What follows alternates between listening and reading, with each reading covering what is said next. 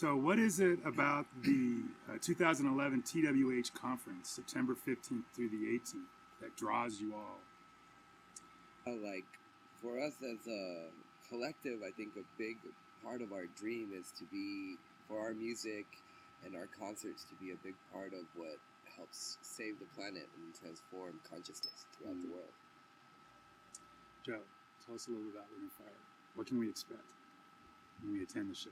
Expect the unexpected. Yeah, That's right. You That's can right. expect to have a great time. Better be ready to dance. That's right. So your lineup changes from time to time. You have different artists that all come the in and time. out. All yes. the time. Yes. So we're billing this alliance of bandmates as the LUNAR Fire Tribal. Is that the right? Yeah. Is that right? Yeah. But you're more often known as simply LUNAR Fire. So describe some of the band incarnations and how it morphs and changes. Oh, well, we have a co-creative collective where all the different artists and individuals all contribute to LUNAR Fire and then branch out and tour and travel and do workshops under many variety of titles. If you go to lunarfire.com, we have a links page at the end.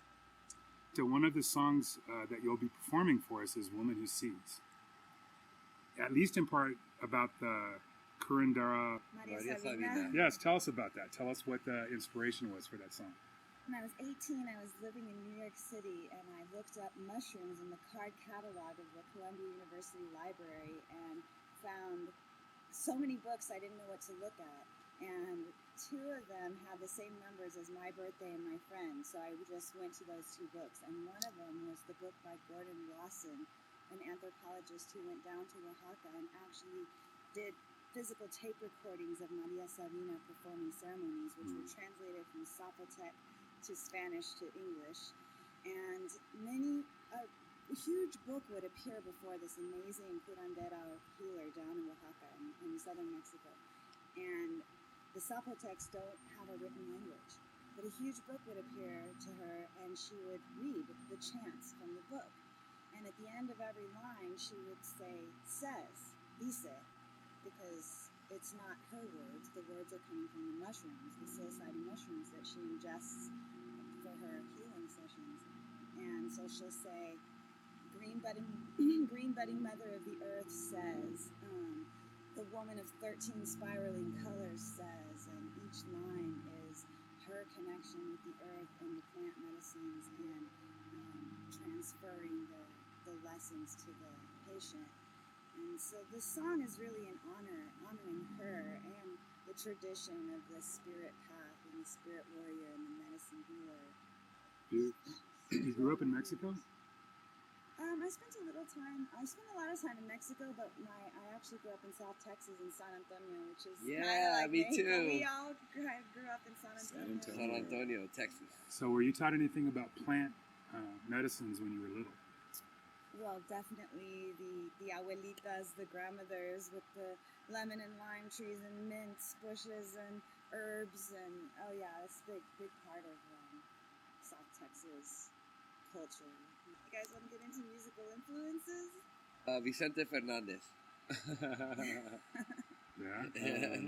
In the drum world, I would say like Steve Perkins really has a big influence on me for the LUNAR Fire project for sure.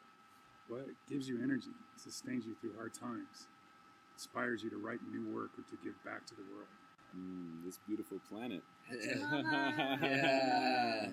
Other artists, other musicians, just people, street art, performance art, surprise art, where you least expect it. Hot springs. That's a big inspiration. Lakes. Mountains. Yeah. That's a big. And gatherings, huge gatherings, whether it's a whole movement, a protest, or a celebration. House parties.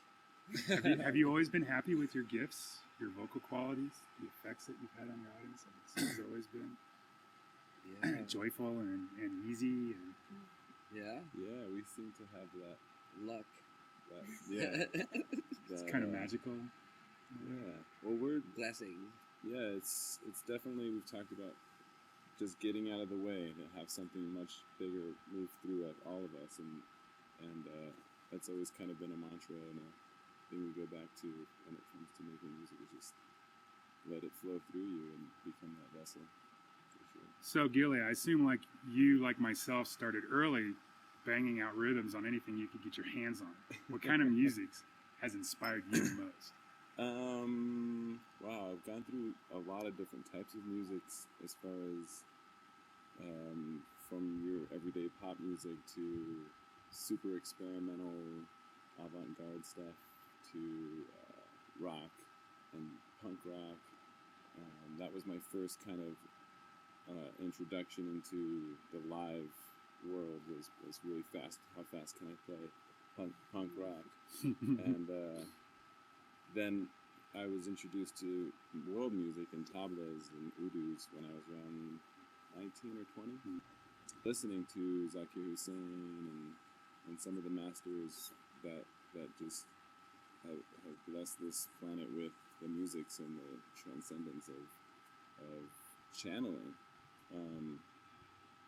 I think that's been a huge inspiration from that, and I kind of dove into that language of Egyptian music and African music and Indian music, Northern classical Indian music, and to really dive into that and then translate it back into the kind of rock and roll world with a big drum set gave me this whole vocabulary that I didn't have before, and it really kind of broadened my horizons. Other than music, what else informs you, moves you, calls you? I don't know, the nature, the birds that fly by, the every little fish that swims up, and those things are so inspiring to me and move me internally and increase that connection. Yeah, that's a huge inspiration for sure, and my calling is to create musics that we can all release all the negativity and embrace the beauty of this planet and embrace the beauty of our true nature, that we really are, and unify our energy together. It's beautiful. So when you play drums, Gilly, you kind of remain loose, flowing even during the hardest driving sections. Even your 4-beat riffs tend to have the effect of a 6-beat, rolling, lifting, impelling. You play around with different sounds, punctuating, embellishing, and dramatizing it without ever undermining the synergy and soul of the song. What's your approach to the art of drumming? Describe for us how and what feels the most powerful, the most effectual. I actually envision sometimes myself being like a true vessel, like a straw, and the sun is actually love, and I get to be the straw that delivers the love from the sun to this beautiful earth, and that is a big vision that I have when I'm playing, is just being that channel. And for some people it induces the trance thing, and that's another form of drums that has a beautiful medicinal healing energy. Adolfo, seems that you ride the waves of sound, and that your every note as a bass guitarist sounds carefully chosen to elicit an emotional response. What's your story? My story is I love playing bass. I've been playing bass instruments since I was a kid. I started on an instrument called guitarrón. Well, as a kid, like, I was a mariachi. I played in a mariachi band led by my uncle. Mm-hmm. And he was... Was it all family? Everyone? No, it was a kid band. Well, like Teresita, she was the same. She was in a dance troupe. We did ballet folklorico and the Teresa Champion School of Dance, a flamenco dancer. And so they would have all these little girls. We'd be like really little, like 3, 4, and 5 years old, in all the rainbow ruffles and all the braids and the ribbons. Performing on huge stages, because that's kind of what we do in San Antonio. It's like this big show, like Little Mexico in South Texas. And then when I was like 14 or 15, I got a cool scholarship, and I went to this prep school. And in that prep school, they had,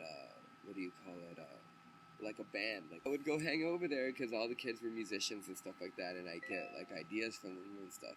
Well, I met this kid named Jeff Browser, and he was a bassist, and he had this bass that was a Rickenbacker electric bass, and never really paid attention or anything. I'd seen like my cousin, she had a badass band, and she was real popular in the region, and she had a electric bassist, and I'd seen his and stuff, but for some reason I wasn't that into it. It was more like a metal bass or something, and so then when I saw this Rickenbacker one, I was like, damn, that's got style. So you definitely have the power to manifest tribe around you because people want to be with you, play music with you, perform with you, hang with you.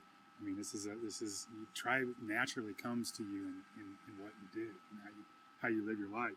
And the word tribal added to the name Lunar Fire is especially appropriate for the conference, since the re-envisioning and building of folk community and culture is a large part of our mission.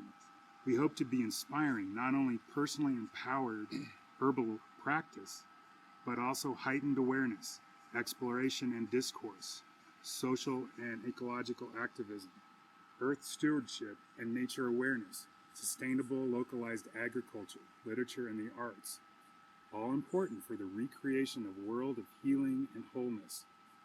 Likewise, your aims with these bands involve more than just entertainment. So tell us how they impact the world. I think we do it, like, definitely in my bass playing. I really, when I'm playing the music for the people, I'm really working hard to bring up that energy, the energy of the Pachamama, and draw it up through people's feet and start raising that up. And I do that with strong intention, you know, and it's just something that's on my mind the entire time, and I think is my primary goal in live performance.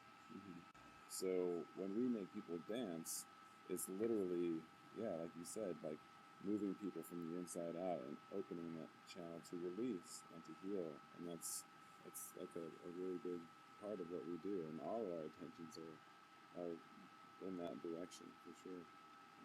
And even visually, a lot of the storytelling that's happening and the way people are affected by the visions that appear before them in the Lunar Fire Show is meant to do the same, connecting to the earth and the earth tribes. A lot of the clothing that we wear is tribal clothing made by women, and honoring all the different indigenous tribes by combining them into the world tribe, all of the earth tribes, and honoring the ancestors and honoring the future generations, and trying to create this visual symbolization with our dance movements that will kind of bring people back into that sacred heat. We're trying to mend the sacred heat and keep that sacred heat to life. And it was like what Gilly was saying about stepping out of the way and just letting spirit move through you, or letting the story of the ancestors or some dream of the world we want to leave our children, and reenacting that. When the oil spill happened in the Gulf, we began incorporating the mixing of the oil and the water into our story, and doing prayers to clear the water and to heal the waters, and kind of trying to deal with the emotional turmoil that life can bring you, and transforming it into art and beauty, and still kind of sending that message that we need to think about our actions, all of us, ourselves included, so that we make choices that don't harm the earth or each other. How about your albums? Tell me about the albums that you've created as Lunar Fire and how they impact the world in this way. Well, all of our albums currently are live albums, and they're pretty much recorded at the shows to capture that live energy that we can capture audio in the audio world.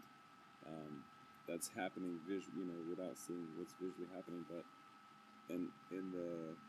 with the albums we're putting out what the music was for the night. So a lot of that audio, we get a lot of the audience participation. You can really hear what's going on. It's like you could tell something's happening, but in the audio world, it's hard to tell what's going on, but it's you can definitely feel the energy. This crowd, the audience is being moved, and there's something happening that is just out of your norm, out of the normal realm of, hey, we're gonna have a And band that gets tonight. captured on the album, and you can actually can hear it. And I feel when like it's you being can. played, yeah. I've had Yeah. people. I know that to be a fact. I just wanted to ask the question. Yeah. So thank you for spending the time to have this interview. I appreciate what you had to share. It was We beautiful. can't wait. Can't We're wait to looking go to New forward to it. Mexico. And so, in the spirit of your performances and messages that you want to communicate, if they were all boiled down to a single piece of advice sung out to the peoples of the world, what might it be? We are the ones we have been waiting for. Nice. It's up to all of us. Yep. We make the indeed. dreams. Indeed. We write the pages. We make the changes. I love you guys. Love you. Bye. Boom.